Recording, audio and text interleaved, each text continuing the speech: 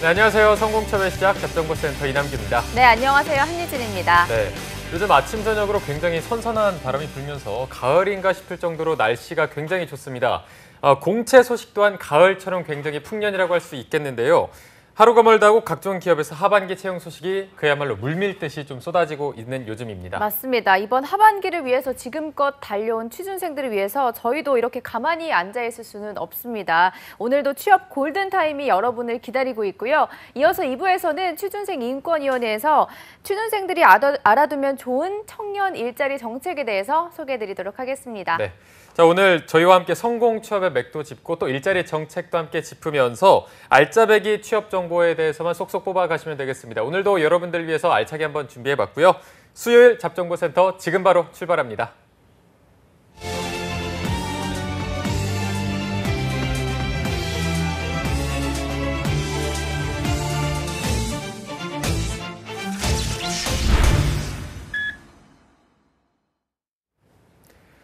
네, 취준생들에게 가장 적합한 취업 타이밍을 찾아서 최고의 취업 역량을 펼칠 수 있도록 성공 취업의 맥을 짚어드리는 마감 임박 취업 골든타임 시간입니다. 탈락의 아픔 두 번의 후회는 없도록 저희가 도와드리겠습니다. 네, 올 하반기 취준생들의 꿈을 이루어줄 마법 같은 시간이죠. 오늘은 삼성그룹 채용에 대한 전반적인 리뷰와 하반기 공채를 전망해보는 시간을 가져볼까 하는데요. 네. 함께해 주실 분은 FPS 컨설팅의 한정현 컨설턴트님 함께하겠습니다. 어서 오십시오. 네, 안녕하세요. 한정현입니다. 네. 저희가 오프닝에서도 말씀드렸지만 요즘 공채가 마구마구 막 쏟아져 나오고 있어서 요즘 좀 많이 바쁘시죠? 네, 저번 주부터 사실 이 하반기 공채가 시작됐다라고 말씀을 드릴 수가 있는데요. 네. 바로 오늘부터 삼성이 이제 서류 접수를 좀 시작을 하죠. 네. 네, 그런 것들을 이제 시작으로 아마 저도 최근에는 하루가 멀다 하고 이렇게 연락이 많이 와서 아마 눈코 뜰 새 없이 바쁜 건 사실입니다. 네. 네.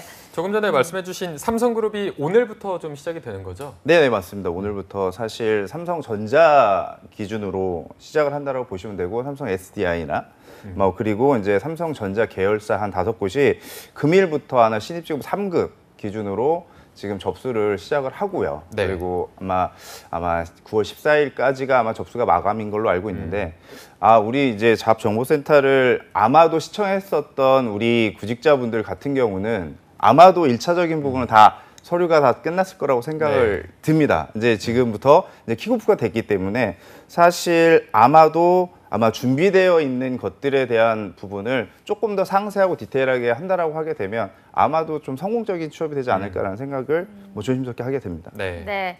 근데 삼성기업 같은 경우에는 취준생들에게는 워너비 기업이잖아요. 혹시 정현쌤 제자들도 많이 갔나요? 네, 사실 상반기에도 굉장히 많은 제 학생들이 취업을 성공을 했고요. 네. 근데 그 친구들을 보게 되면 사실 스펙이라고 하는 것들을 그냥 우리가 열어놓고 보게 되면 굉장히 일반화된 기준으로 좀 준비를 했었던 친구들이고요. 그러니까 한 번씩 다들 공통적인 부분이 고배를 한 번씩 맞았었다는 그런 어떤 부분이 있었던 친구들인데 아무래도 삼성이라고 하는 그 기업이 가고자 하는 방향성에 관련된 부분 그리고 최근에 사업부 기준으로 보게 된다라고 하게 되면 삼성전자의 삼성그룹의 매출의 거의 90% 이상이 차지하고 있기 때문에 다른 쪽 계열사를 준비하는 것보다 삼성전자를 조금 제가 많이 어플라이를 했더니 그쪽으로 집중적으로 준비를 해서 아마도 상반기에도 굉장히 좋은 결과를 얻었습니다. 네.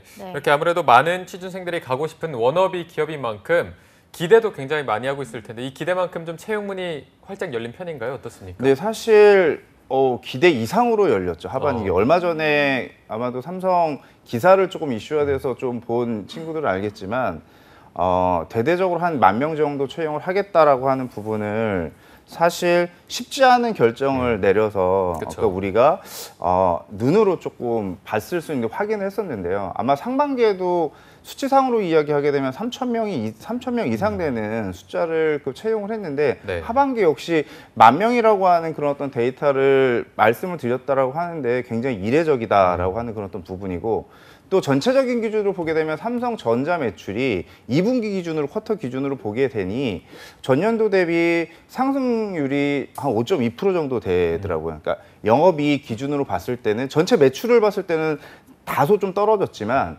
삼성전자는 어떤 형태가 됐든 계속 푸시를 하고 힘을 얻고 있는 그러했던 기준이다라고 보시면 되는데 그 2쿼터 기준으로 보게 되면 5.2% 정도 상승했다라고 하면 수치로 이야기하게 되면 14조 8천억 정도가 영업이익이 상승했다라고 보시면 됩니다. 네. 이 기조대로 가게 되면 전년도 우리가 2017년도 말에 한 60조 정도 영업이 한 50조 정도 영업이익이 났었는데 그거에 대한 부분보다 훨씬 더 상회된 그 매출 부분을 올리고 영업이익 역시 달성할 거라고 보여지기 때문에 아마도 그 그룹사 전체 기준으로 보게 된다라고 해도 삼성전자의 채용이 상대적으로 많이 일어날 수밖에 없는 그런 어떤 기조다라고 말씀드릴 수가 있습니다. 네. 네. 그럼 지난 시즌과 비교를 해본다면 어떤 점이 달라진 게 있을까요?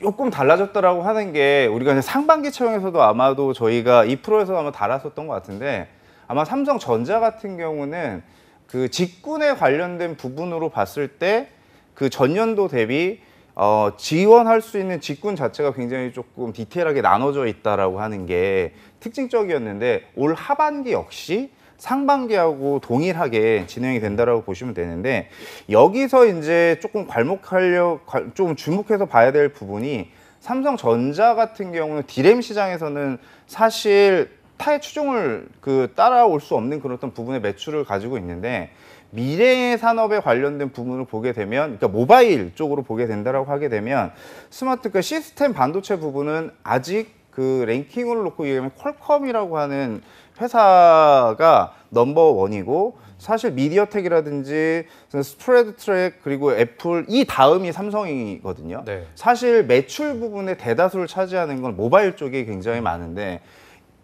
아마 반도체 부분도 사실 이쪽으로 시스템 반도체 부분으로 넘어갈 수 있는 그런 어떤 부분이 되기 때문에 우리 이제 취업을 준비하는 우리 취준생 분들께서 자, 채용 트랙이 이렇게 열렸다라고 해서 아마 우리가 막연하게 기존의 디램이라든지 우리가 랜드 메모리 이런 어떤 부분으로만 생각하는 게 아니라 네.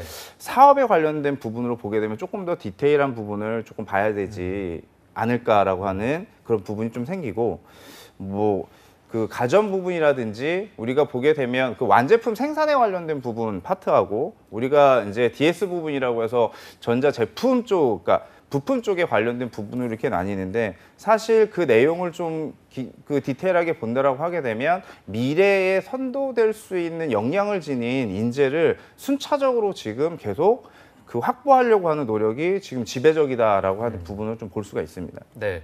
사실 삼성전자 채용 부문은 크게 두 가지 부문으로 나뉘는데 CEIM이 있겠고 DS 부문 이렇게 두 가지 파트가 있을 텐데 이번이 하반기 첫 도전인 분들은 무슨 소린가 싶을 수도 있거든요. 그래서 간단하게 좀 소개를 해주시죠. 네, 서두에 제가 잠깐 말씀드렸듯이 C나 IM 이쪽은 우리가 그냥 쉽게 생각을 하게 말씀드리면 완제품을 생산하는 제조하는 사실 그쪽 라인이라고 보시면 되는데 그냥 쉽게 생각을 하게 되면 이런 거 가전이라고 이렇게 종합과제 생활과전 TV라든지 우리가 접할 수 있는 세탁기라든지 아니면 냉장고라든지 이런 어떤 생활과전 쪽이라고 보시게 되면 DS 부분은 사실 전자 부품 쪽에 가는 아니면 메모리 반도체라든지 우리가 랜드 플래시라든지 플래시, 스트레이지 이런 어떠한 토탈 파운드리 사업부 반도체 연구 쪽 아니면 R&D 쪽 소프트웨어 센터 이런 쪽은 다 사업부 기준으로 논한다라고 하면 DS 쪽이라고 이렇게 보시면 쉽게 우리가 접근할 수 있을 거라고 봅니다. 네. 그럼 CIM 부분이 채용이 더 많을지 아니면 DS 부분이 많을지도 비교해 주시면 좋을 것 같습니다. 사실 서두에 제가 잠깐 말씀드렸듯이 매출 부분으로 보게 된다라고 하게 되면 상당한 부분이 DS 쪽이 아무래도 치우칠 확률이 높고 근데 하지만 반도체 쪽으로 하지만 조금 더 고무적인 부분이 뭐가 있냐면 C라든지 IM 이쪽 생활과전이라든지 완제품 쪽의 부분을 보게 되면 지금 사업에 관련된 부분이 전체적인 부분이 아마 구조가 인큐베이팅이 조금 되고 있는 부분을 아마도 우리 취준생분들이 실감을 하시는 부분들이 있을 거예요. 아마 최근에 생활과전들을 보게 되면 B2C 영역이 아니라 B2B 영역으로 굉장히 많이 넘어가고 있다라고 하는 부분을 아마도 체감할 수 있을 것 같은데요. 이 부분을 좀 놓치지 않아야 되는 부분이 사실 미국에서 하는 가구 박람회라든지 유럽의 가구 박람회 이런 쪽에 우리나라 삼성이라든지 LG 이쪽의 생활가전 파트가 속속들이 지금 진출하고 있어요. 이 이야기는 뭐냐면 시장에 관련된 전반적인 부분이 B2C에서 B2B로 넘어가고 있다. 그러면 이쪽 같은 경우는 우리 인문대생, 소위 말하면 상경 계열이라든지 경영계, 그 사회과학을 전공한 친구들이 사실 노려봐야 될 그 잡 포지션들이거든요. 그렇다라고 이야기하게 되면 전체적인 기준으로 보게 되면 공대생들을 많이 뽑는 데는 DS 부분일 거고 아무래도 그러면 그 반대편에 있는 부분 같은 경우는 생활과전, 소위 말하면 완제품에 관련된 부분으로 생산하는 이쪽이 아마도 영역을 놓고 이야기한다라고 하면 그렇게 좀 나뉘지 않을까라는 생각이 좀 듭니다. 네. 저희가 항상 말씀드리지만 채용 규모가 크다고 해서 무조건적으로 지원하는 건 정말 아닌 것 같고 네. 경쟁률보다는 본인의 경쟁력이 더 중요하기 때문에 이 지원 전략이 더 중요한 것 같습니다. 그래서 오늘 저희가 정현 쌤과 함께 얘기를 해볼 텐데 일단 먼저 CEIM 부문 지원 전략은 좀 이런 친구들이 지원하면 더 좀 승산이 있다 한 친구들이 있을까요? 사실 그 승산이라고 하는 그런 어떤 부분을 놓고 이야기한다라고 하면 저는 이제 글로벌 마인드가 조금 이쪽 관련된 부분을 좀 굉장히 많이 필요하다. 그 부분을 놓고 이야기하면 잠시 조금 전에 말씀드렸듯이 시장에 관련된 부분 인큐베이팅이 조금 되고 있는 그런 어떤 부분이고 B2C 영역보다 B2B 영역으로 사실 사업의 방향성이 굉장히 많이 전환되고 있는 부분이다. 그리고 고객 니즈 파악에 관련된 부분 그리고 R&D 쪽 같은 경우도 사실 그 시장이 어떻게 움직이고 있다라고 하는 것들을 관망해서는 절대 안 된다라고 하는 부분이고요. 네.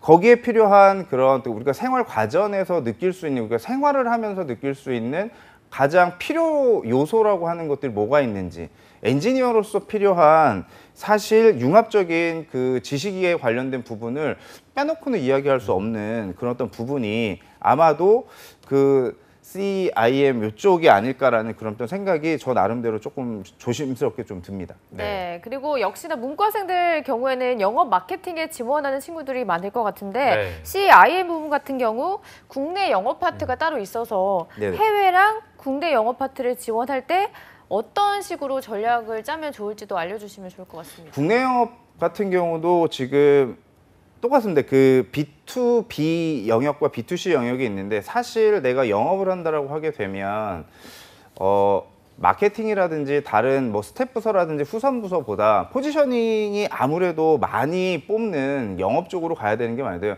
국내 영업이라고 하는 건 사실 고객의 니즈 파악에 관련된 부분이라든지 그리고 유통 채널에 관련된 부분을 어떻게 내가 조금 더 다각화할 수 있는 방향성을 모색할 수 있는 경험치가 있는 그러한 자잘한 경험이라든지 내가 실천을 했었던 내용이 있는 그러한 경험치가 있는 지원자분들이 하면 훨씬 더 그러니까 우위에 설 수 있고요. 해외 영업이라고 하는 것들은 아마 그네들의 환경을 조금 인지를 하고 글로벌한 마인드라든지 글로벌한 환경에서 내가 어느 정도 생활을 했었던 생활 패턴이라고 하는 것들을 이해할 수 있는 정도, 이 이해를 떠나가지고 그네들과 같이 공감할 수 있는 정도의 경험이 있었던 친구들이 아마 지원을 하는 게 아마도 합격 확률이 훨씬 더 높을 것 같다라고 하는 게 제 전망이고요.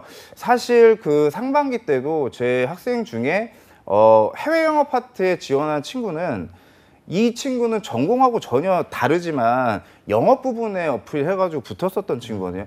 뭐냐면 유년 시절에 호주라고 하는 데서 학창 시절을 보냈었고 그네들하고 문화적인 부분을 어떻게 하면 잘 공감할 수 있는지 그리고 호주라고 하는 데에서 생활을 하면서 다국적에 관련된 부분과 상생할 수 있는 그런 어떤 자잘한 경험치들을 이야기를 했을 때 아마도 그네들이 필요로 하는 그 문화적인 방향성과 아마 사업성이 아마 연결돼서 아마 그쪽으로 뽑히지 않았나라고 생각이 좀 듭니다.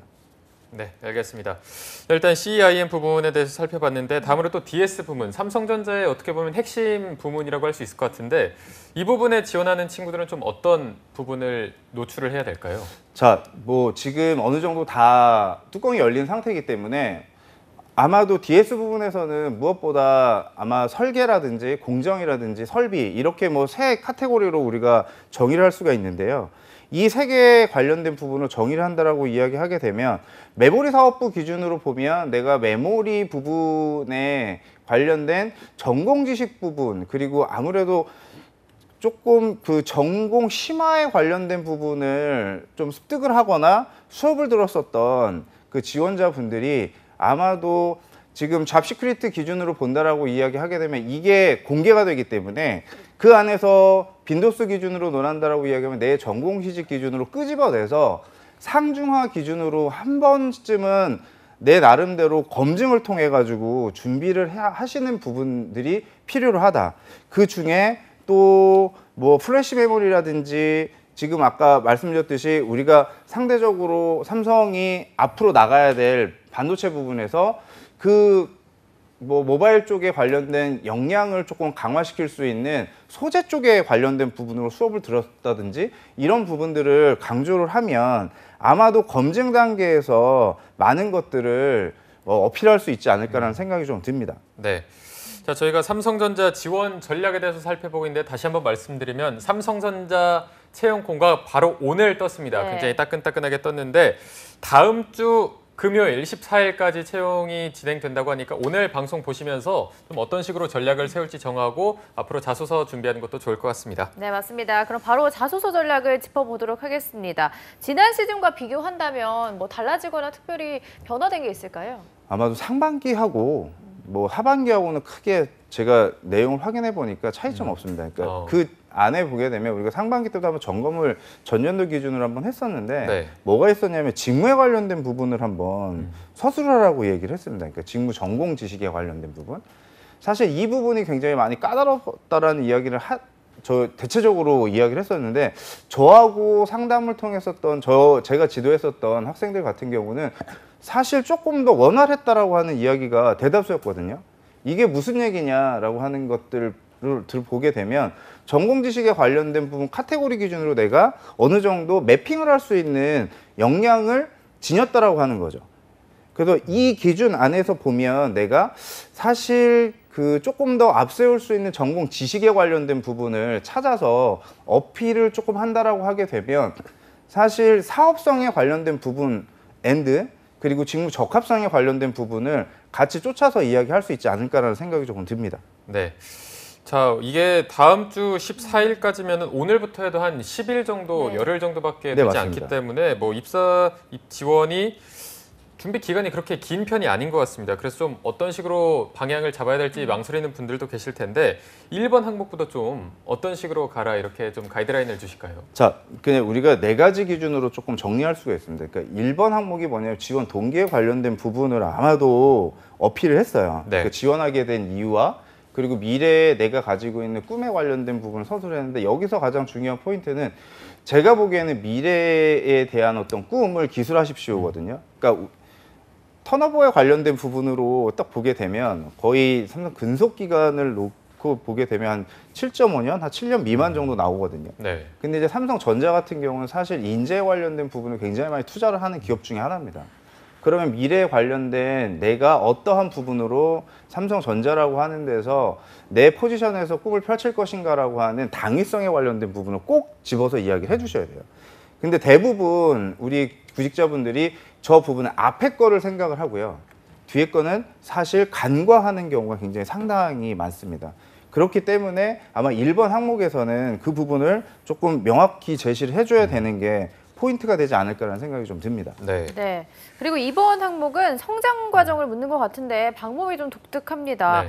현재 자신에게 가장 큰 영향을 끼친 사건이나 인물을 포함해서 기술을 하라. 어떤 식으로 접근하면 좋을까요?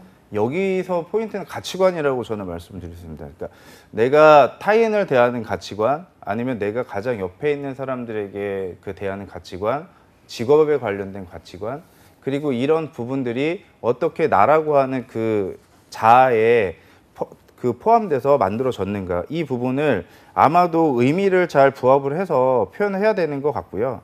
이번 항목에서는 가장 중요한 게 최근의 사례를 좀 뽑아서 작성하시는 게 무엇보다 좋습니다. 너무 먼 과거의 것들을 가져오는 것보다 최근 사례를 가지고 오시는 게 훨씬 더 경쟁력이 있다라는 부분을 말씀을 좀 드립니다. 네, 어쨌든 뭐 직업관이든 다른 거에 대한 가치관이든 좀 가치관을 보여야 된다 이렇게 말씀해 주셨는데요. 이어서 3번도 바로 살펴보도록 하겠습니다. 3번이 최근의 사회 이슈 중에 중요하다고 생각되는 한 가지를 선택하고 이에 관한 자신의 견해를 서술해 주시기 바랍니다. 이렇게 돼 있는데 이게 사회 이슈라는 게 뭐 많은 이슈가 있겠지만 취준생들이 뭐를 좀 골라서 해야 되나 이런 고민이 항상 있는 것 같습니다. 그래서 어떤 이슈들을 선택하는 게 좋을지 한번 알려주실까요? 저는 개인적으로 그 해가 되는 이야기는 할 필요는 없죠. 사실 어제도 뭐 썩 좋지 않은 뭐 기사가 났었는데 그런 것들은 뭐 뒤로 하고 사실 미래 우리 삼성이라고 하는 커다란 기업이 원활하게 잘 돌아갈 수 있는 사회적 이슈가 뭐가 있을까? 그 최근에 제가 서두에 잠깐 말씀드렸듯이 메모리 부분에서 보게 되면 우리가 이제 모바일 쪽에 관련된 경쟁력이 상대적으로 삼성이라고 하는 기업은 아마 전체 제품군으로 논한다라고 하면 휴대폰이 차지하는 비율이 상당한데 안에 들어간 핵심 반도체 부분은 퀄컴이라고 하는 데서 넘버원을 하고 있다. 이거는 사실 기업 전체적인 기준을 보게 되면 굉장히 리스크한 거죠. 그러니까 이런 쪽에 관련된 부분으로 사실 동향을 유출하고 인지를 한다라고 하는 것들은 무엇보다 좀 중요하다.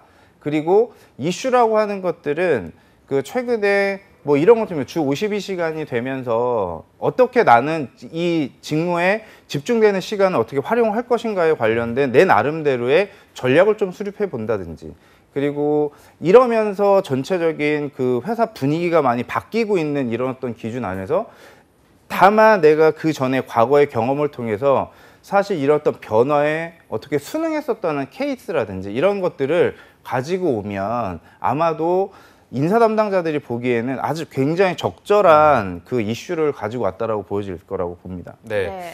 일단 뭐 삼성에 대한 안 좋은 얘기는 되도록 쓰지 않는 게 좋을 테고 그렇다 보면 이제 뭐 좀 시기가 지난 이슈들도 지우고 하다 보면 이슈가 겹치는 부분이 있을 것 같아서 만약에 지원자들이 똑같은 이슈에 대해서 쓴다고 하면은 이걸 좀 어떤 식으로 접근을 해야 더 좀 눈에 띌 수 있는 전략이 있을까요? 저는 그냥 이건 제가 아까 그냥 예를 들면 아까 생활과정에 관련된 부분을 보게 되면 플랫폼이 조금 바뀌고 있다. 그러니까 네. B2C 시장에서 B2B 시장으로 넘어가고 있다.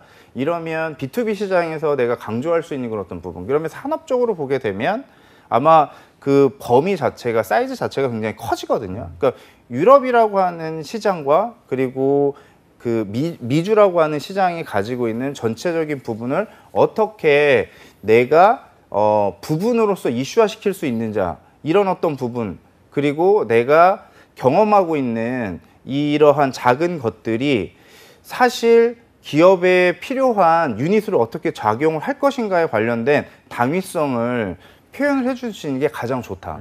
예를 들면 이런 겁니다.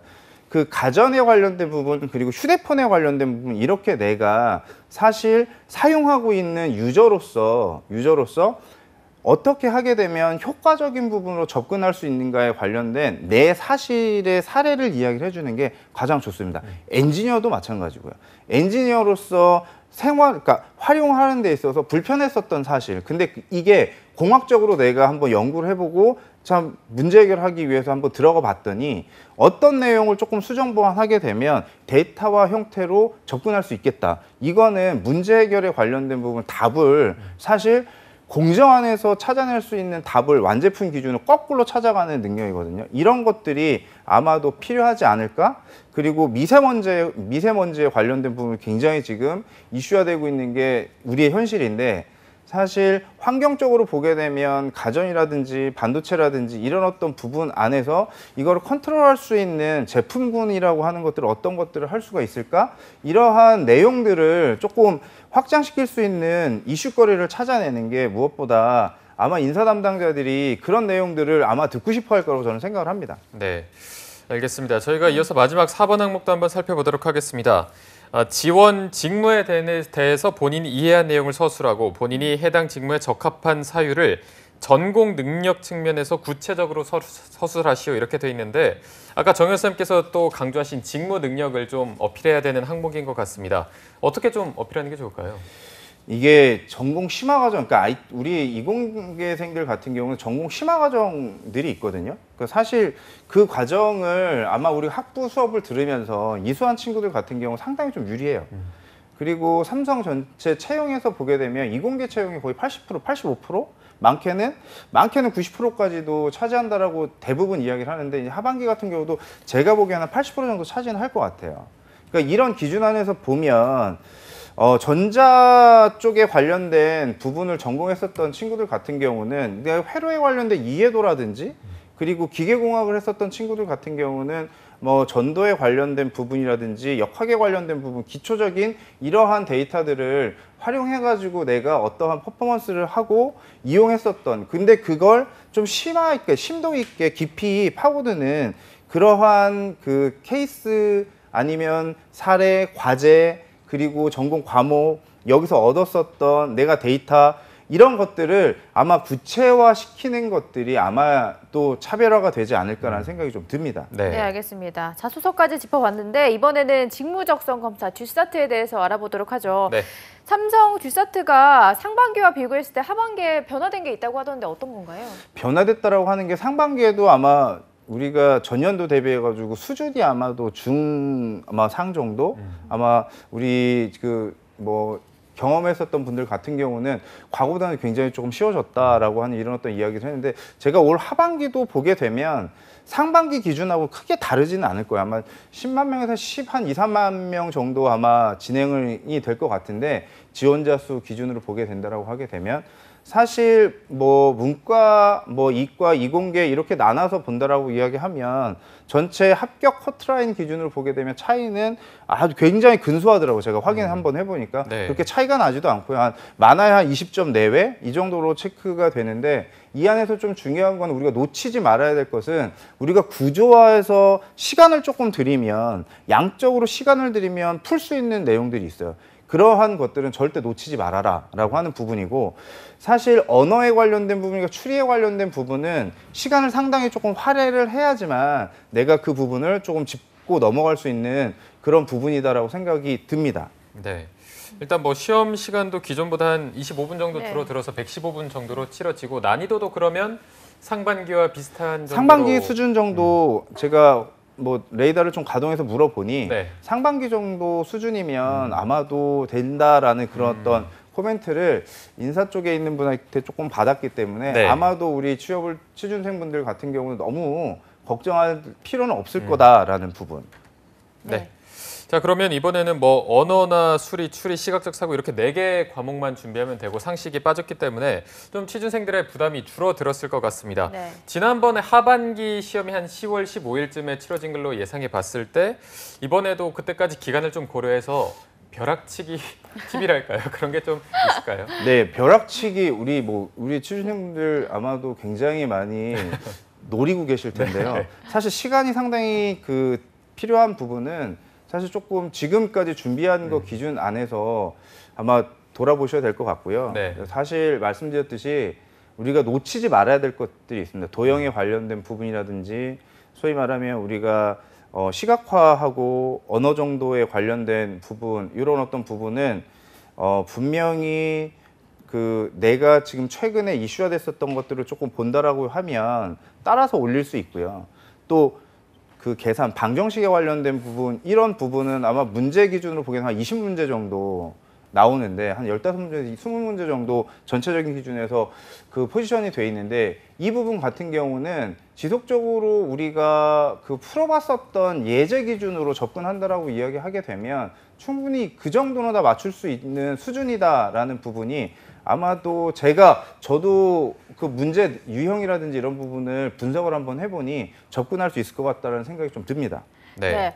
벼락치기가 실제로 저는 가능한지 궁금한데, 정현 쌤 제자들 중에서 짧은 기간에 이렇게 적성 검사 올린 적이 있는지? 네, 있습니다. 사실 있고요. 이거는 사트 보러 가기 전에 2주 정도 전략적으로, 사실 우리가 수리에 관련된 부분, 그러니까 중학교 2학년, 한 3학년 수준에 관련된 방정식 문제라든지 이런 어떤 부분들은 사실 유추해서 풀 수 있는 게 아니고 도식화해서 풀 수 있는 부분들도 굉장히 많이 출제가 됩니다. 네. 그런 부분들은 놓칠 필요가 없다라는 이런 어떤 부분이 들어서, 아마 중점적으로 그 부분을 공부한 친구들 같은 경우 평상시 받는 점수보다 한 20% 정도 더 점수를 올린 경험이 있고 사례도 있습니다. 네. 아무래도 문과생들은 전반적으로 수리에 약하다고 볼 수가 있잖아요. 수리 점수가 높아지면 그만큼 합격될 확률도 높아지는. 사실 문과생들 같은 경우는 그게 당락의 결정적인 요인을 합니다. 그래서 영업 마케팅이라든지 영업 지원이라든지 뭐 스텝 부서라든지 이런 쪽에 지원하시는 분들 같은 경우는 사실 상반기에 뭐 글로벌한 좋은 유수의 대학을 나온 친구들이 사실 서류 전형 합격하고 나서 이 사트 보면서 떨어진 친구들이 있거든요. 왜 떨어졌냐 문제를 좀 분석을 한번 해보니 거기에는 이거 있어요. 그러니까 문제 풀이에 관련된 이러한 또 훈련들을 사실 그렇게 열심히 하지 않아서 그 떨어진 그런 어떤 케이스들이 있는데요. 우리 하반기를 준비하는 우리 취준생분들 같은 경우는 사실 문과생들 같은 경우는 전략적으로 우리가 틀이 있는 소위 말하면 패턴이 있는 문제들은 절대 놓치지 않으셔야지만 합격에 갈 수 있다라고 보여집니다. 네. 네. 뭐 일단 벼락치기가 최선책은 아니고 차선책이기 때문에 먼저 꾸준히 좀 준비를 해주시는 게 좋을 것 같고요. 근데 아까 저희가 잠깐 말씀드렸지만 이제 삼성이 상식 시험을 폐지를 했는데 왜 좀 폐지한 걸까요? 상시 시험이라고 하는 부분이 아마도 우리 이 삼성이라고 하는 이 전체 기업을 놓고 이야기하게 되면 사실 업무를 수행하는 데 있어서 그러니까 업무를 수행하는 데 있어서 전공 지식이라든지 적합성에 관련된 부분으로 접근한다라고 이야기하게 되면 상식은 늘 그 정도 수준이 되게 되면 알고 있어야 된다라고 하는 부분을 그냥 스킵하고 제가 보기에는 넘어간 것 같고요. 그러니까 업무적인 지식으로 조금 더 긴밀하게 접근하려고 하는 부분으로 좀 전향을 했다라고 이렇게 보면 될 것 같고, 사실 사업부를 놓고 이야기하게 되면 매출이 이렇게 늘어나고 있는데 사실 이거는 인사를 하는 입장에서 딱 보게 되면 어떠한 캡을 많이 씌워놓게 되면 우수한 인재가 떨어질 수 있는 확률이 높아요. 네. 근데 사실 상식이라고 하는 게 한꺼번에 짧은 시간에 만들어지는 건 아니거든요. 그렇다 보니 그 좋은 인재를 채용을 해서 사실 기간을 두고 상식이라고 하는 것들은 지속적으로 교육을 통해 가지고 만들어낼 수도 있는 영역이다라고 제가 보기에는 바라보는 것 같습니다. 네. 그런데 이 G사트가 아까 뭐 난이도가 굉장히 낮아졌기 때문에 그만큼 좀 높은 점수를 얻는 분들이 많을 텐데 그분들이 그러면 다 통과를 하는 건지 아니면 좀 통과하는 절대수랄까요? 그게 절대 수는 일단 내부적으로 이야기하게 되면 정해져 있는 거는 있습니다. 근데 그게 뭐 만점을 맞으면 합격을 한다라고 이렇게 대부분 할 거다라고 하는 그런 어떤 부분이 있는데, 사실 만점을 맞는 분을 합격시키는지 안 시키는지 제가 근무했었던 기관 같은 경우 만점 맞은 분들은 제 기준으로는 떨어뜨렸었던 예가 있거든요. 그렇다고 이게 만점이라고 하는 것들이 가능한가? 그것도 잘 모르겠습니다. 근데 사실 그런데 캡이라고 하는 그런 어떤 부분은 정확히 있다. 그래서 과락에 관련된 부분 정도만 그 점수 정도만 넘기게 되기 때문에 너무나 목숨을 걸어서 다 완벽하게 풀어야 된다라고 생각을 하지 않으셨으면 좋겠고, 시간이 아마도 그렇게 넉넉하진 않으실 거예요. 그러니까 시간에 쫓겨가지고 내가 충분히 이해를 하고 풀 수 있는 그러한 어떤 문제들을 스킵하고 넘어가는 일이 없게 하기 위해서는, 그러니까 패턴을 조금 이해한다라고 하는 부분으로 좀 남은 기간 한 2, 3주 정도 되거든요. 이 시간을 준비를 하시는 게 조금 더 나을 것 같습니다. 네. 자, 오늘 저희가 정 교수님과 함께 삼성전자 채용 전략에 대해서 살펴봤는데요. 다시 한번 말씀드리면 오늘 이제 채용 공고가 떠서 다음 주 금요일 14일까지 열흘 정도 시간이 남았습니다. 오늘 저희 방송 정리를 다시 한번 하시면서 자소서를 쓰면 되실 것 같고요. 그럼 이제 마지막으로 또 삼성맨을 준비하는 취준생분들에게 마지막 신의 한 수 좀 부탁드리겠습니다. 마지막 신의 한 수는 조금 우리 이공대생들 같은 경우는 절실함을 좀 어필했으면 좋겠다라는 부분하고 전문성이에요. 이 공대생들 같은 경우는 다른 건 없고, 내가 그 전공한 지식에 관련된 부분으로 사실 차별화될 수 있는 것들은 수치화 좀 했으면 좋겠다라고 하는. 그리고 우리 이제 뭐 영업이라든지 후선부서 언더라이팅 부서를 준비하는 우리 경영대라든지 사회과 이 전공하시는 많은 그 지원자분들께서는 내가 이 직무에 어떤 기준으로 참 적합한 사람인지에 관련된 사례를 한 5가지 정도만 뽑아서 어필하시면 아마도 다른 경쟁자들보다는 그 비교 우위에 설 거라고 저는 확신합니다. 네, 알겠습니다. 오늘 도움 말씀 주신 FPS 컨설팅의 한정현 컨설턴트님 고맙습니다. 고맙습니다. 감사합니다. 네, 잡정보센터 1부에서 준비한 내용은 여기까지고요. 잠시 후 2부에서는요. 신세미 캐스터와 함께하는 일자리 방방곡곡이 준비되어 있고요. 네, 그리고 100만 취준생들의 인권을 위해서 열리라는 코너죠. 취준생 인권위원회도 준비되어 있으니까요. 네, 어디 가지 마시고요. 채널 고정.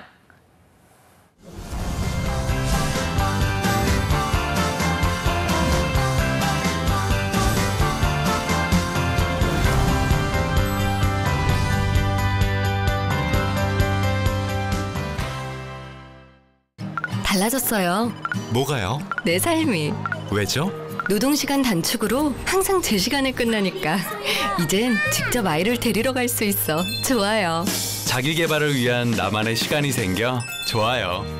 종일 운전할 때보다 사고 걱정 없어 좋아요. 퇴근 후 더 오래 함께 할 수 있어. 좋아요. 일자리가 많아져 열심히 일할 수 있어 좋아요. 회사 분위기도 좋아지고 생산성이 더 향상되어 좋아요. 개인과 기업이 함께 행복해지는 노동시간 단축. 행복한 변화의 시작입니다. 좋아요.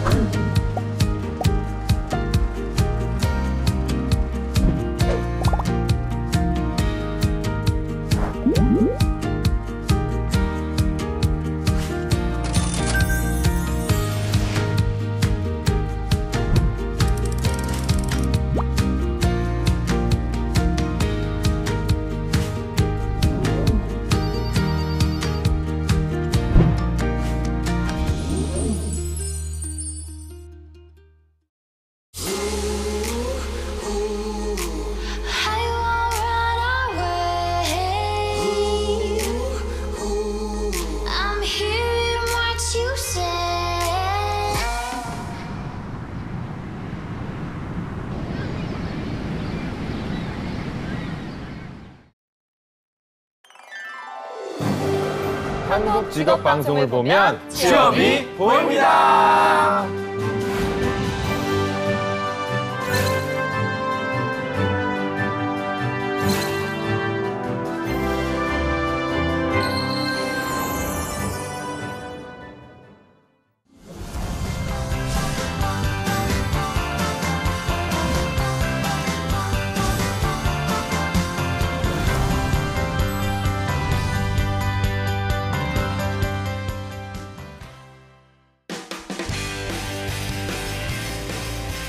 네, 성공첩의 시작 잡정보센터 2부의 문을 또 활짝 열어봤습니다. 저희가 2부에서는요.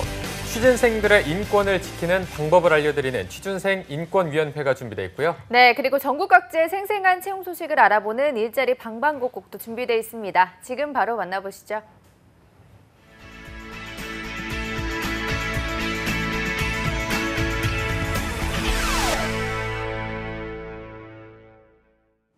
네, 매일매일 전국 각지의 생생한 채용 정보를 알아보는 일자리 방방곡곡. 오늘은 수원으로 먼저 가보겠습니다. 수원 고용복지플러스센터의 이연자 주무관님, 안녕하세요. 네, 안녕하세요. 수원고용복지플러스센터의 이연자입니다. 네, 오늘 수원에는 어떤 채용 소식이 있을까요? 네, 이번 주 소개해드릴 구인업체는 수원시 권성구 고색동에 위치한 주식회사 위너스 오토메이션입니다. 산업용 기계 및 장비를 도매하는 업체로 신규 영업직원 1명을 모집합니다. 영업팀 전반적인 업무를 수행하게 되며 학력은 고졸 이상, 경력은 무관하게 지원 가능하고 컴퓨터 활용 능력 우수자 및 청년층을 우대한다고 합니다. 주 5일 근무로 급여는 연 2,400만 원이며 경력에 따라 면접 시 급여 협의 가능합니다. 접수 마감일은 채용시까지이니 관심 있으신 구직자분들은 워크넷 구인 정보를 확인하여 이력서와 자기소개서를 이메일로 지원해 보시기 바랍니다. 네, 채용 시 마감되는 구직건입니다. 관심 있는 구직자 여러분들의 빠른 지원 바라겠습니다. 주무관님, 바로 다음 소식도 알려주시죠. 다음으로 소개해드릴 구인업체는 화성시 연청동에 위치한 주식회사 노르코리아입니다.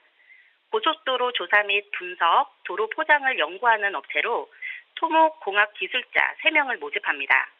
고속도로의 포장 상태를 조사, 분석, 평가를 통한 유지보수 컨설팅 업무를 담당하게 됩니다.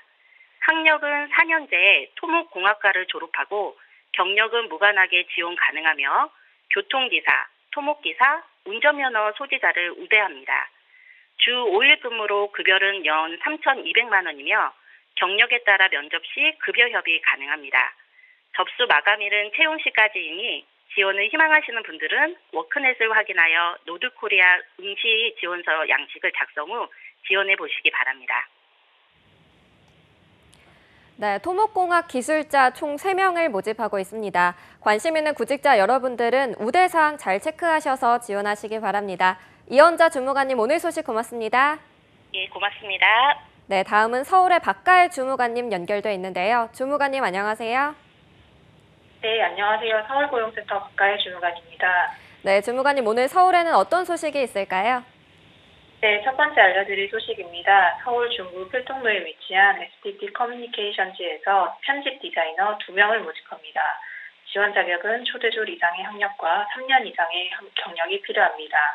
카탈로그, 브로셔 및 광고, 잡지 사보, 홈페이지 제작 등을 담당하게 됩니다. 시각 디자인 전공자와 편집 디자인 및 홈페이지 제작 관련 컴퓨터 활용 능력 우수자와 영어 중급자를 우대합니다. 급여는 연봉 2,500만 원 이상입니다. 접수는 방문 이메일을 통해 이력서, 자기소개서, 포트폴리오 등을 제출하시면 되고 자세한 사항은 워크넷을 참고하여 지원하시면 되겠습니다. 네, 편집 디자이너 2명을 채용한다고 합니다. 채용 시 마감이 되니까요. 빠르게 지원하셔야겠습니다. 주무관님 바로 다음 소식도 알려주시죠. 네, 서울 영등포구 선유동로에 위치한 주식회사 KRI 코리아 리서치에서 무역사무원 3명을 모집합니다. 지원 자격은 대졸 이상의 학력이 필요하며 경력은 무관한 신입 채용입니다. 거래처인 한국 및 일본 제약사 관리가 주 업무이며 이메일과 전화를 통해 업무가 이루어지며 바이어 통역 업무도 포함되어 있습니다. 따라서 일본어 활용에 능숙한 기사를 채용합니다. 운전면허 소지자와 컴퓨터 활용 능력 우수자와 해외 연수자를 우대합니다. 급여는 연봉 2,500만 원 이상이고 접수는 이메일을 통해 이력서, 자기소개서 등을 제출하시면 되겠습니다. 자세한 사항은 워크넷 홈페이지를 참고하여 지원하시면 되겠습니다. 네, 채용 시 마감되는 구직권이니까요. 구직자 여러분들의 빠른 지원 바라겠습니다. 주무관님 오늘 소식 고맙습니다. 고맙습니다. 네, 지금까지 일자리 방방곡곡 경기와 서울 지역의 채용 정보 알아봤습니다.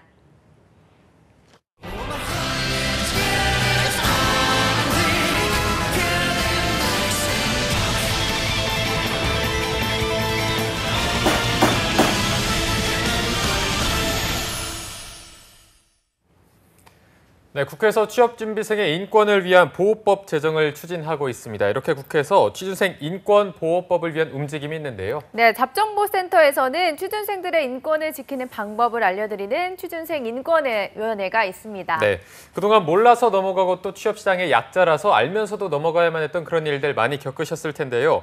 이 코너를 통해서 많은 분들이 자기 권리를 조금이나마 당당하게 외칠 수 있기를 기대해보겠습니다. 네, 오늘 도움 말씀 주실 분은 취준위원장이자 안방 대감 트러스트원 취업 컨설팅의 송진호 쌤과 함께하겠습니다. 어서 오십시오. 안녕하십니까. 안녕하세요. 네, 송쌤 저희가 이제 앞서 말씀드렸지만 9월 공채가 이제 본격적으로 좀 시작돼서 많이 바쁘실 것 같은데 요즘 좀 어떻게 보내고 계신가요? 네, 바쁘게 보내고 있습니다.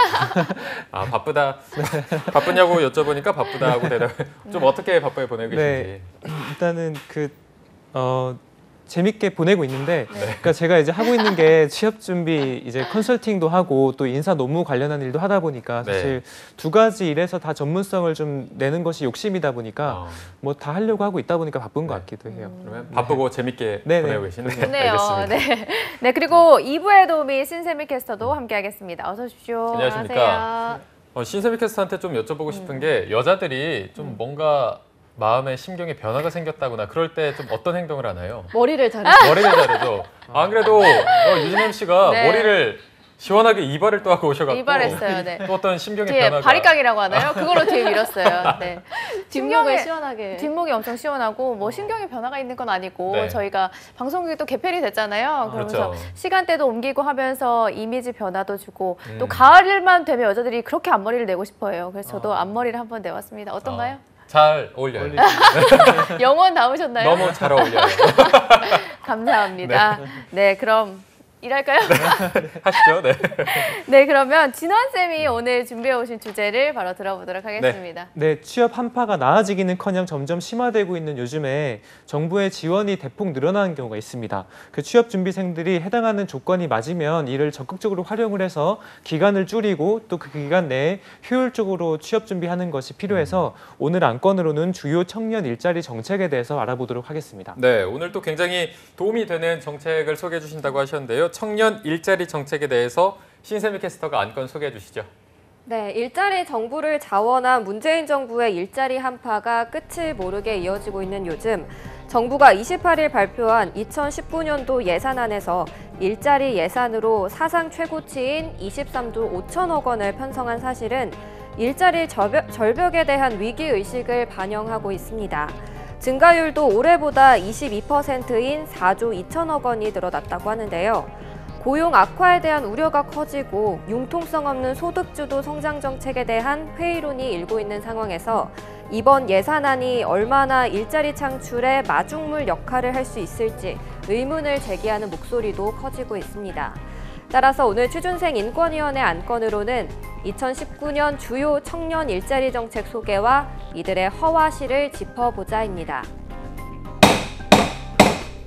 네, 안건 소개 감사드립니다. 네. 송쌤, 이렇게 취준생들을 위한 소개해 주신 첫 번째 일자리 정책은 어떤 건지 좀 바로 들어보도록 하겠습니다. 네, 일단 첫 번째로 소개해 드릴 것은 내년에 예산 지원에 대한 신설을 했는데요. 청년 구직활동 지원금이라는 제도입니다. 네. 이 제도는 중위소득, 즉 소득 순으로 중간에 있는 소득층의 120% 이하의 이제 구직 청년 10만 명에게 6개월간 50만 원을 제급하는 제도입니다. 이 제도는 예산만으로 2019억이 편성이 되었는데요. 결과적으로 취업 준비할 때 가장 중요한 것 그리고 가장 어려운 것 중에 하나가 이제 그 학원 비용이라든지 여러 가지 생활비에 대한 부담이겠죠. 그래서 이런 비용 부담을 덜어준다는 측면에서 가장 좋은 기대되는 정책이 아닐까 싶습니다. 네. 그래서 이 부분은 아무래도 그 공정한 출발을 좀 열어줄 수 있고 또 기회를 좀 공정하게 준다는 측면에서 이제 신설이 됐다고 볼 수 있겠는데요. 근데 현재 지금 지원 프로그램인 취업 성공 패키지 내에서 3단계 안에서 좀 자그마치 운영 중에 있어요. 근데 이 부분은 조금 지금 실효성이 떨어져서 후자에 말씀드리겠지만 현재도 청년에게 월 30만 원 그리고 3개월 한도 내에서 지급하고 있는데 이 부분을 좀 더 확장한다고 보면 되겠습니다. 네, 그러면 3개월간 30만 원을 지원하던 것을 이제 6개월간 50만 원을 지원하는 식으로 확대를 한다는 거죠? 네, 맞습니다. 네, 뭐 구직 기간의 부담도 줄 테고 또 지원 비용에 대한 부담도 많이 줄어들 것으로 보이는데 현재 좀 참여율이 어떻습니까? 괜찮은 편인가요? 현재 참여율은 좀 낮은 편이에요. 왜냐하면 지금 이제 취업 성공 패키지 자체가 용돈벌이 수단으로 좀 전략하고 있다 이런 얘기가 좀 나오고 있거든요. 그래서 이 부분은 차후에 저희가 정리된 부분이 있어서 따로 말씀드리도록 하겠습니다. 네, 네, 알겠습니다. 대부분 구직 기간의 부담을 참여율이 조금 아직은 낮다고 하니까 조금 더 지켜봐야 할 것 같고요. 대부분이 모르고 있기에는 좀 아깝기만 한 제도인 것 같습니다. 5명 중에 1명이 반대하고 있다는 정도가 될 것 같은데 이 반대하는 이유는 어떤 건지도 궁금하거든요. 그렇죠. 반대하는 이유는 일단은 이전에 힘겹게 이제 그 한 사람하고 조금 균등한 처우가 아닌 것 같다라는 좀 얘기를 하고 있고요. 근데 사실은 5명 중에 4명은 찬성을 했어요. 근데 1명 정도는 좀 우려스럽다는 것입니다. 결과적으로 부정수급이 좀 있을 수도 있고 그리고 세금이 낭비다라는 것도 있고요. 근데 이제 취업준비생이 현실을 안다면 이런 부분은 반대를 하지 않았을 건데 아마도 좀 우려하지 않았나 싶어요. 그 부정수급이라든지 뭐 불균등한 조치일 수도 있는 부분이 있기 때문에 지원을 한다면 선별적으로 잘해야 될 것 같습니다. 네, 저희가 앞서 좀 설문조사 결과를 놓친 부분이 있는 것 같아서 이 제도에 대해서 좀 환영하는 입장인지 물론 환영하겠지만 어느 정도 좀 환영하고 있는 정도인가요? 그렇죠. 아까 말씀드린 대로 5명 중에 4명은 이를 환영하고 있는데 80% 정도가 환영하고 있는 거죠. 그래서 환영하는 이유에 대해서는 당연히 이제 구직 기간의 경제 활동을 좀 부담을 줄여주고 그다음에 실질적인 구직 준비 비용이 꽤 들어가니 이 부분을 보존해 줄 수 있다는 측면입니다. 또 아무래도 이 정도로 좀 찬성을 한다는 것은 그만큼 경제적 부담이 취준생들에게 과중하다는 것을 알고 있지 않을까 생각이 드는 거죠. 네, 어쨌든 뭐 취준생 입장에서는 환영할 수밖에 없는 제도인 것 같은데 뭐 아까 말씀하셨지만 이게 용돈벌이로 전락할 수도 있다고 하셔서 좀 취준위원장으로서 이런 정책에 대해서 어떻게 보십니까? 그렇죠. 아무래도 지금 이제 저희가 아까 전에 말씀드린 취업 성공 패키지에 대해서 조사한 바에 의하면 이번에 결과적으로 예산이 좀 줄었습니다. 취업 성공 패키지 많이들 좀 신청을 하고 있었는데 예산이 줄었어요.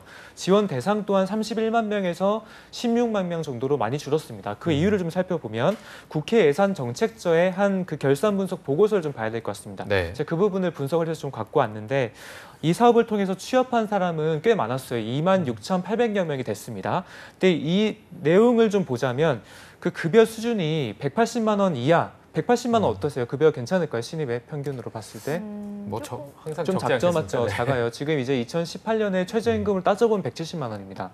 그러니까 180만 원은 이제 결코 높은 수준이 아닌데 이 금액으로 취업한 사람들이 절반 정도가 됐습니다. 50.5%가 그 정도로 이제 급여가 취업이 됐고 더 심각한 것은 140만 원 미만으로 취업한 경우도 7.8%나 있었다는 것입니다. 그러니까 결과적으로 취업은 했지만 양질의 일자리냐라는 거에 대해서 의구심이 있었던 것이고 또 하나는 기간적인 측면에서 한번 취업을 했으면 계속 다녀야 되잖아요. 근데 네. 지금 그 취업 성공 패키지를 통해서 성공했던 사람들을 보니 1년 미만으로 근로하고 퇴사한 경우가 51%. 반이 좀 넘었고 또 6개월만 근로하고 또 퇴사한 경우도 38%나 됐습니다. 네. 그러니까 이제 낮은 급여 수준 그리고 고용 유지율이 저조한 측면은 아무리 취업을 시켰다고 하더라도 금방 퇴사한 경우 문제가 있는 것이죠. 그래서 이 부분에 대해서는 조금 다른 정책으로 예산을 편성했다고 들었습니다. 네, 그만큼 다시 실업 상태에 놓일 가능성이 큰 걸 의미하는 것 같은데 송 쌤은 이거에 대해서 좀 어떻게 생각하시나요? 그래서 이제 지금 어쨌든 정부에서 많이들 하고자 하는 것들이 취업에 대한 취업률 자체에 많이 고민을 하고 있어요. 그러니까 네. 취업률을 지금 늘리다 보니까 이렇게 어떻게 보면은 되게 이제 부실한 일자리에 취업을 좀 연계하는 경우가 되는 것입니다. 그래서 이 부분은 명확하게 정부가 우리 취업 준비생들이 단순히 그냥 일을 하고 싶은 곳도 있지만 그 일하는 곳이 그래도 소위 먹고 살 만한 수준 이상 그리고 4년제 대학을 나왔거나 어쨌든 전문대학교라든지 열심히 공부했다면 그것들을 발휘하면서 어느 정도 보수를 받을 수 있는 곳에 연계를 하는 것이 필요하다고 봅니다. 네. 그래서 양질의 일자리에서 일할 수 있도록 꼭 도와주시면 좋겠습니다. 네, 알겠습니다. 그럼 바로 다음 제도에 대해서도 알아볼까요?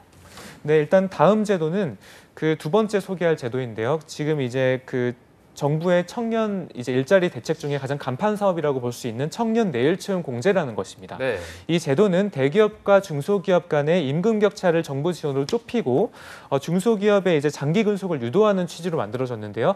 이 지원책을 보면은 꽤나 괜찮습니다. 그래서 말씀드리면 일단은 중소기업에 취업한 만 15세에서 34세 이하가 신청을 할 수가 있고요. 매월 12만 5천 원씩을 저금하듯이 납입을 하게 되면은 1년에 한 300만 원 정도 적립을 하게 되고 그다음에 이게 이제 죄송합니다. 한 3년 정도 되게 되면요. 그다음에 이게 이제 기업과 정부가 각각 400만 원 그리고 900만 원을 보조해서 결과적으로 목돈을 만들어주는 제도입니다. 네. 이걸 하게 되면은 3년 정도 재직을 했다고 한다면 3천만 원 정도의 목돈이 생기기 때문에 어떻게 보면 중소기업과 대기업 간의 임금 격차를 충분히 해소해 줄 수 있는 것이죠. 네, 그래서 이 부분은 좀 적극적으로 활용을 하고 신청을 했으면 좋겠습니다. 예산 자체도 이번에 1조가 넘는 예산이 편성이 됐습니다. 아까 다른 것들하고 훨씬 더 좀 비중이 크고요. 네. 올해 이제 11만 명에서 내년 23만 명으로 대폭 늘어났고 신청 또한 이제 청년 내일 채용 공채 홈페이지에서 할 수 있고 좀 궁금한 점은 통합 콜센터인 1350으로 전화를 하셔도 충분한 그 문의를 받으실 수 있겠습니다. 네. 이 청년 내일 채용 공제는 아마 많은 분들이 좀 알고 계실 수도 있는데 어쨌든 직장 생활을 하면서 적금 마련이 가장 좀 힘든 부분인 것 같습니다.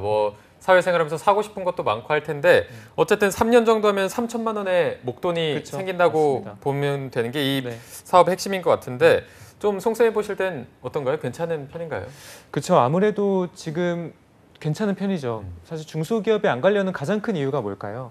아무래도 연봉이 좀 그렇죠. 연봉이 가장 큽니다. 그래서 왜냐하면 평균적으로 중소기업의 지금 평균 연봉이 한 2천만 원 초반 정도밖에 안 되는 경우예요. 근데 이게 소위 이제 3년을 했을 때 3천만 원을 보조해 준다고 봤을 때 1년에 1,000만 원씩 보조하는 것입니다. 그러면 한 2,400만 원짜리의 일자리가 한 3,400만 원 정도로 늘어날 수 있죠. 3,400만 원 정도면은 괜찮지 않겠습니까? 일단 그 중소기업에서도 분명 비전을 봐야 되고 내 직무 전문성을 발휘할 수 있는지도 봐야 되지만 결과적으로 먹고 사는 게 가장 중요한 거죠. 그런 측면에서는 연봉을 보조해주는 이런 제도는 충분히 환영할 만한 겁니다. 네, 오늘 좋은 정책들이 많이 등장하는 것 같은데 다음으로 또 취준생들이 알면 좋을 제도는 어떤 것들이 있나요?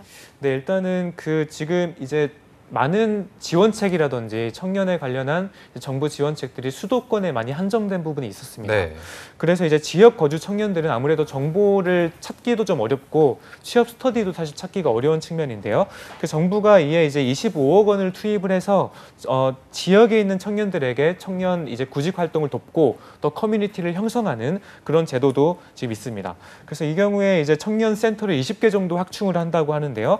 이게 되면은 자치단체 프로그램 운영 관련과 연계해서 지역에 대한 좋은 일자리를 발굴하고 또 취업을 연계하고 또한 이제 지역을 활성화시키는 것도 같이 연계를 하면 이제 고향도 좋고 나도 지원을 받을 수 있고 이런 것들이 좀 생길 수 있겠습니다. 네.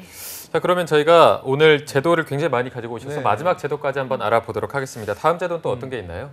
네, 마지막 제도로는 국내 취업을 넘어서 최근에 많은 분들이 해외 취업까지 고민을 하고 있습니다. 저 개인적으로 봤을 때는 사실 국내가 많이 취업이 어렵기 때문에 해외까지 눈을 돌리는 것 같은데요. 네. 근데 아직까지 이제 해외 취업을 하기에는 또 좋은 직장을 갖기에는 우리나라 이제 대학생들의 영어 수준이라든지 해외에 일하는 문화에 대한 그런 것들 또는 비자 준비 이런 것들을 막연할 수밖에 없죠. 네. 그 정부에서 이제 K-무브스쿨 사업이라든지 여러 가지 사업을 통해서 해외 취업도 지금 권고를 많이 하고 있습니다. 네. 그래서 지금 올해는 526억, 그 작년보다 45억이 늘어난 금액으로 총 571억이 편성이 된 해외 취업 정부 연계 또는 지원 사업도 소개해드리고 싶네요. 네. 이 마지막 제도는 해외 취업 준비하고 있는 취준생들에게 보다 반가운 소식일 것 같다는 생각이 듭니다. 네. 송쌤, 오늘 안건에 대해서 촌철살인 한마디 부탁드립니다. 네, 일단 저희가 오늘 좀 많은 제도를 소개하다 보니까 좀 네. 급하게 진행된 게 있는 것 같아요. 그래서 일단은 내가 어떤 제도에 해당하는지를 먼저 체크를 하시고 그중에 내가 해외에 취업할 것인지 국내에 취업할 것인지, 국내에 취업할 경우에 이제 기간이 좀 짧아질 것 같다면 바로 청년 내일 채용 공채를 신청하셔서 중소기업에 취업하는 방향도 괜찮을 것 같고요. 다만 나는 좀 대기업을 가고 싶다라고 하는 경우에 기간이 좀 길어질 수 있겠죠. 그럴 경우에는 아까 말씀드린 청년 구직활동 지원금을 내가 해당이 되는지 한번 확인해 보시면 좋을 것 같습니다. 그리고 정리하자면 지방에 사는 학생들의 경우에는 아무래도 취업 인프라가 좀 부족할 수 있으나 정부가 이 부분을 확실하게 청년센터 20개를 곳곳에 이제 셋업을 한다고 하니 이 부분은 정부의 연계를 꼭 활용하셔가지고 양질의 일자리를 추천을 받으셔서 좋은 일자리에 취업을 하시면 좋겠습니다. 네. 자, 오늘 다양한 청년 일자리 정책에 대해서 잘 알아봤는데요. 꼭 알아보시고 혜택을 받으시기 바랍니다. 오늘 저희 취준생 인권위원회를 위해 수고해 주신 송진원 노무사님 그리고 신세미 캐스터 두 분 고맙습니다. 고맙습니다. 네, 잡정보센터 오늘 준비한 내용은 여기까지고요. 내일도 성공 취업의 맥을 짚어드리는 마감 임박 취업 골든타임은 계속됩니다. 네, 저희는 내일 오전 10시에 웃는 얼굴로 찾아뵙겠습니다. 시청해주신 여러분 고맙습니다. 고맙습니다.